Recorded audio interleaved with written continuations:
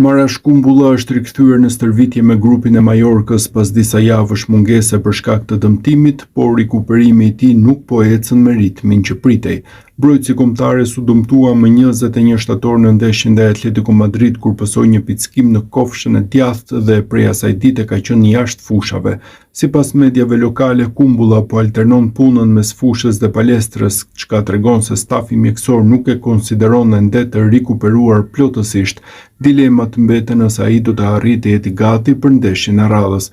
Trajneri Dzagoba Arasate e konsideron rikthimin e mbrojtësit shqiptar shumë të rëndësishëm pasi ai shton konkurrencën në repartin defensiv ku bëjnë pjesë edhe Martin Valient, Antoni Rahio dhe David Lopez.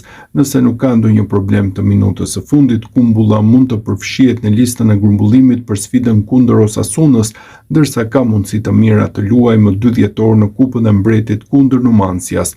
Megjithatë, Majorka nuk ka dhënë ende një datë zyrtare për rikthimin e tij të plot, ndaj çështja Kumbulla vazhdon të mbetet një prej pikpyetjeve kryesore të skuadrës në këtë periudhë.